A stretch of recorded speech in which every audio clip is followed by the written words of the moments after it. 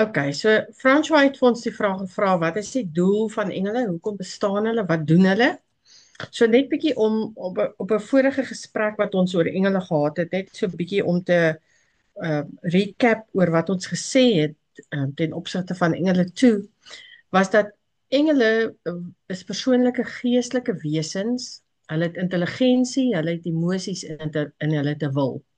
En dit is nou waar ten opsigte van goeie en slegte engele. Nou, slegte engele weet ons is nou die engele wat uit die hemel geskop is, demone wat in die donkerte van die wêreld leef. Nou die feit dat engele oor intelligensie beskik, dit lees ons in Matteus 8 vers 29. Ons lees in 2 Korintiërs 11 vers 3 en in 1 Petrus 1 vers 12. Dan het ons gesê dat engele toon emosie. Ons lees daarvan in Lukas 2 vers 13, Jakobus 2 vers 19 en Openbaring 12 vers 17. En dan het ek gesê dat engele het ook 'n wil. Hulle oefen ook 'n wil uit. En ons lees daarvan in Lukas 8 vers 28 tot 31 en in 2 Timoteus 26 vers 26. Engele is geeswesens, of geestelike wesens soos wat ek gesê het, en ons lees dit in Hebreërs 11 vers 14, maar hulle het nie 'n fisiese liggaam soos wat ons het nie.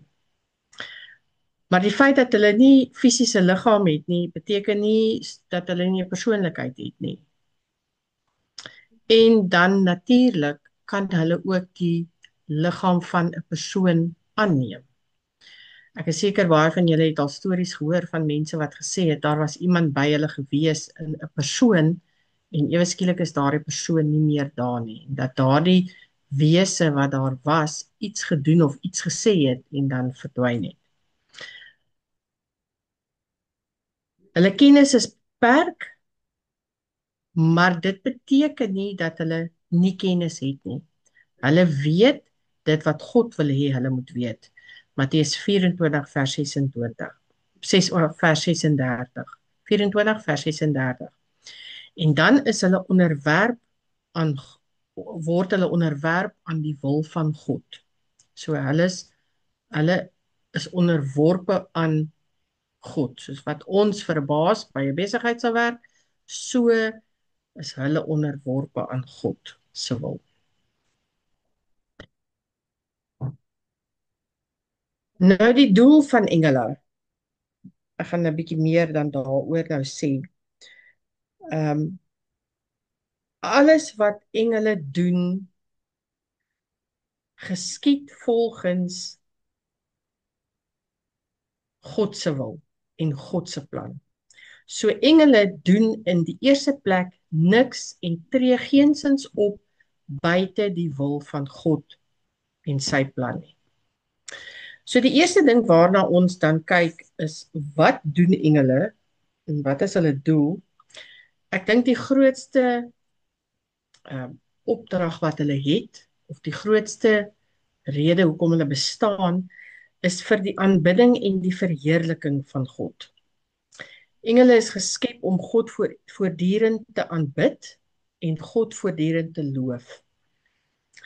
Hulle juig oor wat God doen. Ons lees dit in Job 38 vers 6 tot 7 en loof hom voortdurend vir dit wat hy doen. En ons kan waarskynlik dan maar 'n bietjie by hulle gaan leer oor hoe word dit gedoen, want ons gaan dit ook eendag doen in die hemel. Hulle aanbid die Here en bring lof aan hom. Psalm 148 vers 2, Lukas 2 vers 13, Hebreërs 1 vers 6 en Openbaring 5 vers 11 tot 12. En daar is daar duisende engele wat die Here aanbid en hom en sy heerlikheid aanbid. Hebreërs 12 vers 22. So as ons praat van 'n engelskare, dan is dit letterlik duisende en duisende en duisende en duisende engele. God roep ook die engele om voor hom te verskyn en hulle voor hom te kom neerbuig in Job 1 vers 6 en Job 2 vers 1.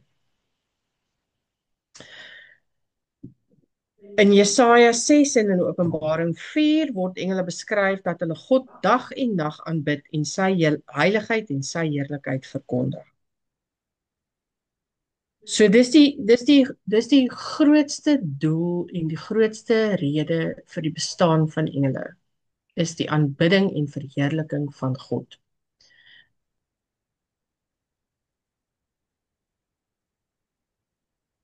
Oor so 'n paar Sondae gaan ek is gevra om ook twee preke hier in die kerk te doen. En een daarvan gaan oor ons is ook geroep om God te aanbid en te verheerlik. En hoekom is ons daartoe geroep?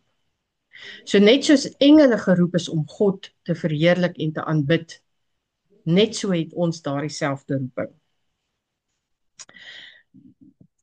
Die tweede rede hoekom hulle bestaan en hoekom daar engele is hulle dien as tussengangers tussen God en die mens en dra geestelike boodskappe oor.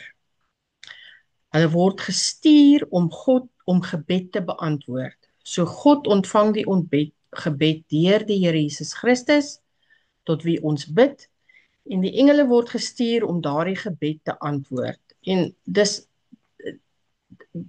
die mees bekende een is wat ons lees in Daniël 10 vers 12 waar die engel Gabriël moes gaan om vir Daniël die boodskap te stuur en hy dan so effe verhoed word en dit om 'n paar dae vat om daar uit te kom. Ons lees ook daarvan in Handelinge 12 vers 5 tot 10.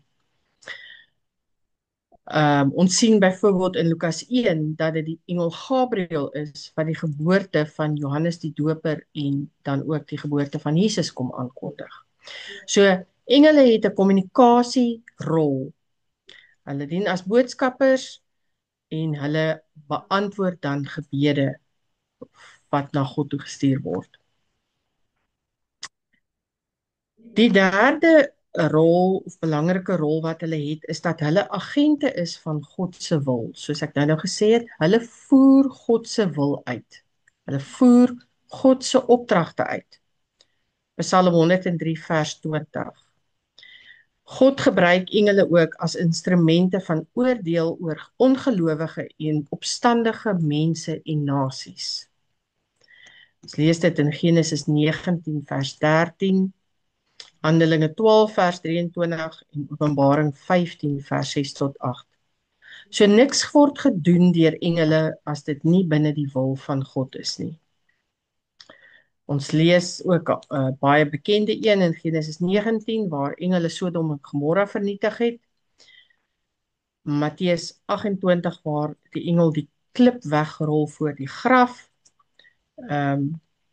En ook waar die engel Jesus bedien na sy versoeking op die toe hy versoek is deur die duiwel na 40 dae en 40 nagte in die woestyn. So God se wil word uitgevoer deur engele. God gee die opdragte en die engele voer dit uit. En daai opdragte is ten opsigte van dit wat op die aarde moet gebeur. En niks gebeur buite hierdie opdrag en die wil van God in hulle omgewing nie. Die volgende een is dat hulle daar is as voogde en beskerming vir die mens. Ons ken almal die spreekwoord van die beskermengel. Daar was 'n beskermengel gewees.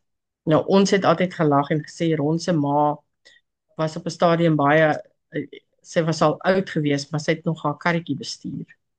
En ons het eendag daar in Durban op die hoofweg agter haar gery. En ons het almal gesê sy het definitief 'n engel wat haar beskerm. Want kyk. Dit was 'n willerit. Maar sy het heel en in een stuk sonder ongeluk aan die ander kant uitgekom. En ons het gesê dis die engel, dis haar beskermengel wat saam met haar was. En julle, ek glo dit is letterlik so, dat elkeen van ons het 'n beskermengel. Elkeen van ons het daardie een wat vir jou uitkyk waarvan jy nie weet nie. Jy weet nie daardie engel is daar nie. Maar hoeveel keer is dit nie dat as jy 5 minute vroeër gery het, was jy in die ongeluk betrokke, maar iets het jou teruggehou by die huis om nie te ry nie, of om nie by die werk te ry nie, om net daai een ekstra oproep te vat wat jy andersins in ander omstandighede sou gelos het, wat jou veroorsaak het dat jy 5 minute later gery het. Ons kan aan baie sulke dinge dink. En dit glo ek is die beskermengel wat die Here vir ons elkeen gegee het. In opdrag van God dien en beskerm hulle sy kinders, die gelowiges. Psalm 34 vers 7 en Daniël 6 vers 22 en Hebreërs 1 vers 14. Die skrif dui aan dat engele Christene en hulle lewens waarneem. So hulle hou 'n oogie oor ons. 1 Korintiërs 4 vers 9 en Efesiërs 3 vers 10. Engele kan nie verlossing ervaar nie en hulle stel belang in die bekeringservaring maar hulle stel belang in die bekeringservaring van individue en die toepassing van God se genade, Lukas 15 vers 10. Ons lees ook dat as daar 'n persoon tot geloof kom, dan juig die skares engele in die hemel.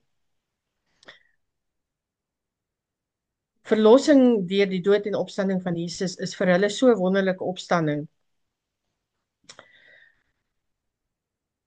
dat 1 Petrus 1 vers 12 sê, dit is alles so wonderlik dat selfs die engele gretig kyk hoe hierdie dinge gebeur.